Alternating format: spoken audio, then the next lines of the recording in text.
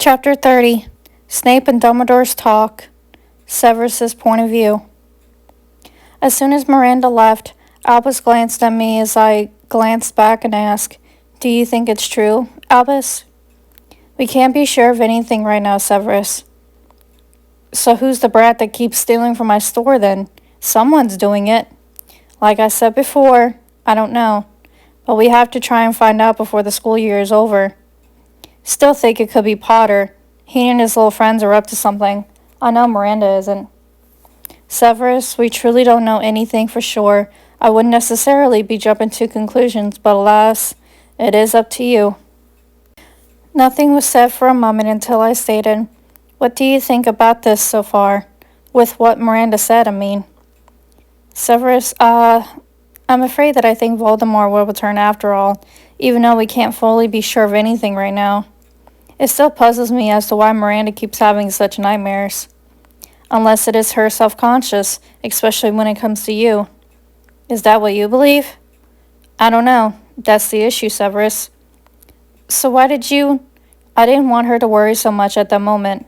Both of us know what could or would happen if she knew anything else right now. Think of what happened to her before."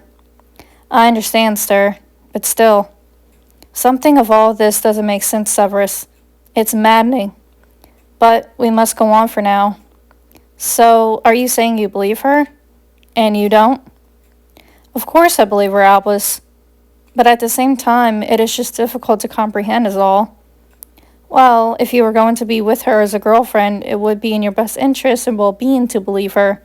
Think of how upset she would be with you if she didn't try and understand." "I'm not saying that, Albus. I'm just simply saying that it's difficult to think that to be the conclusion right now is all." He looked as if he was going to speak, but I continued before he had the chance to say anything. "What I mean, Albus, is that, of course I believe her, and I am concerned for her. But it doesn't make much sense is all. I know it doesn't to you either. She can have some deep fears, especially now when it comes to you, Severus, given how obvious it is to us both as to how she feels about you. Maybe she has some hidden fear against the Dark Lord as well. When I've spoken to her, it didn't appear that way. However, I believe we all can secretly fear the same thing in some form. You know that as well as I do, Severus." I glanced at him, not able to say anything. He continued, "This being said, if he comes back, Severus, he'll be after young Harry and Miranda, and we'll have to protect them. We have to watch Harry since he is in the Triwizard tournaments. Headmaster, even if he tries to go after him and he does get powerfully strong, the Dark Lord would try to kill me. I have no doubt he could try, especially if he found out I'm so involved with a student of mine. And who knows what can happen to Miranda with the Dark Lord. I don't want to leave Miranda in the pain that she told us in her dream. I can't bear it." The room was silent until, "Severus, you've grown to love her, haven't you?" I couldn't say much at all, but I nodded my head and responded, "Yes, I have, even if I don't realize it fully myself." "Ah, I see. But if the Dark Lord indeed gets strong and if he returns—" "He will. I will have to be killed likely, and you have to do it. Only then will he trust you the most." I raised my eyebrows in shock. "But Albus, Severus, I know it's difficult. Headmaster, what will happen to Miranda and I if that happens? She won't trust me at all anymore if so." He sighed and glanced at me with kind eyes. "Severus, I know you two want to be with each other, and I can clearly see it in your Miranda's eyes as well. But when Voldemort finds out, he will try to use you to get to her. Not only that, but he will kill you because of the Elder Wand, which you will have control under, won't be truly under his control, so he will likely try to kill you. You know all of this as much as I do. Even if the two of us won't admit to any of it, and it is too soon to call any of it, we each know what I say is the pure fact of the matter. You know he'll eventually have me ordered to be murdered if he returns." I responded, getting angry without realizing, "What does that have to do with Miranda, Albus?"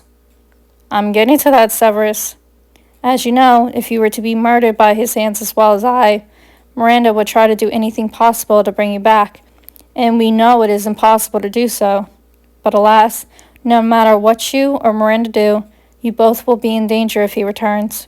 If he comes back alive, you will be ordered to be with him again, and you will become the person that you used to be. I don't want to return to him, Albus. I want to change and not be that same person. Headmaster, I found someone who loves me and will not run off with someone like Lily did. I'll love her in a way always, but I've come to slowly love Miranda just as much. I don't want to just protect her or be there for her. I want to be with her. On Christmas Eve, she even said that we both should run away. I want to, but I know neither of us can, and I told her that. I didn't notice that I was getting upset and angry until he looked at me. Severus, calm yourself now. Calm? I said, how can I be calm at a time like this? It makes no sense for either of us to get worked up because of this. We don't even know what will occur. We'll have to appear to be cautious. That's all. Neither of us can predict the future, Severus, and we don't know what will happen. However, I want to worry more if it all occurs. I don't want to worry Miranda even more either. Exactly so. At the same time, what if she's right? And what if she's wrong? Like I said, Severus, we don't know for sure and can't be sure right now. What shall we do then? Just ignore all this? No, of course not. Just be cautious and aware. That's the best I can say. After a few moments of silence, I asked softly, there's a chance that everything might change, isn't it? He stared for a moment and nodded his head, not trying to deny it. He made me look in his eyes. Severus, back then, when you were underneath his power, on the night you went with him to help kill Miranda's parents, you told him you were sorry. You stayed by Miranda's side after it all happened, and Voldemort vanished again.